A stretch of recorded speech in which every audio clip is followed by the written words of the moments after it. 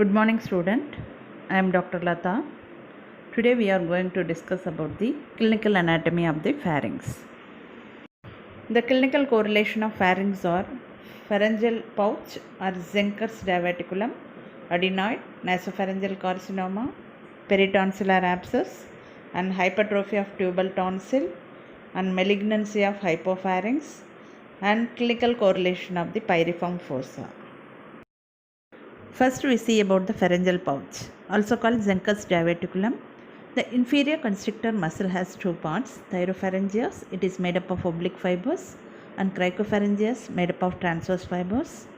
The potential gap posteriorly between the thyropharyngeus and cricopharyngeus is called Killian dehiscence or pharyngeal dimple. The mucosa and submucosa of the pharynx may bulge through this weak area to form a pharyngeal pouch or diverticulum. The formation of pharyngeal pouch in this region is due to the attribution of neuromuscular incoordination in this region. Because of two parts of the inferior constrictor have different nerve supply. The propulsive thyropharyngeus is supplied by the pharyngeal fluxus and the sphincteric cricopharyngeus is supplied by the recurrent laryngeal nerve. If the cricopharyngeus fails to relax, when the thyropharyngeus contracts, the bolus of food is pushed backwards and tends to produce a diverticulum. The diverticulum, so formed, gradually enlarges in downward direction, usually on the left side.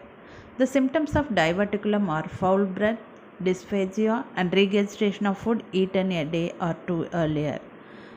The surgical treatment of Zenker's diverticulum is diverticulotomy, that is removal of pharyngeal diverticulum, and cricopharyngeal myotomy, that is surgical sectioning of cricopharyngeus.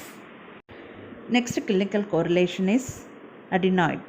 The nasopharyngeal tonsils, when enlarged due to infection, it is known as adenoid, which block the posterior nerves, making mouth breathing obligatory. The nasopharyngeal tonsils are prominent in children up to the 6 years of age, then gradually undergo atrophy at puberty and almost completely disappear by the age of 20. Infection from pharynx can easily pass into middle ear through pharyngotympanic tube. Next clinical correlation is nasopharyngeal carcinoma. The carcinoma in the nasopharynx arises usually in the pharyngeal recess or fossa of Rosenmuller. The malignant growth has a tendency to infiltrate the neighboring structures and resulting in diverse symptoms and signs as follows. Due to proximity of the nasopharynx to the cranial base, the cranial nerves are involved by direct spread or by intracranial extension through various foramina.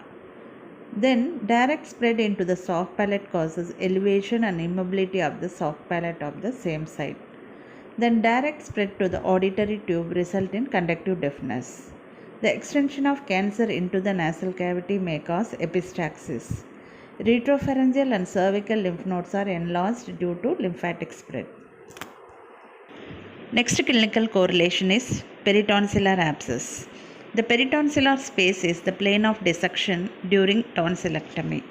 The paratonsillar vein that passes through this space is a source of postoperative bleeding. Accumulation of pus in this space in chronic tonsillitis gives rise to peritonsillar abscess or quinsy. Next clinical correlation is hypertrophy of the tubal tonsil. The hypertrophy of the tubal tonsil may occlude the auditory or pharyngotympanic tube, leading to middle ear problems. Next clinical correlation is malignant tumor of hypopharynx. The malignant tumor of laryngopharynx or hypopharynx, it may grow in the space provided by the pyriform fossa without producing symptoms until the patient presents with metastatic lymphadenopathy. Next clinical anatomy is about the pyriform fossa. The pyriform fossa is a deep in ruminating animals in which it acts as a lateral food channel to convey the bolus of food during deglutition by the side of closed laryngeal inlet. The pyriform fossa is sometimes artificially deepened by the smugglers using lead balls to hide precious materials such as diamonds. For this reason, the pyriform fossa is also called smuggler's fossa. And the pyriform fossa are dangerous sites for perforation by an endoscope. The ingested foreign bodies, for example fish bones, and safety pins are sometimes lodged into the pyriform fossa.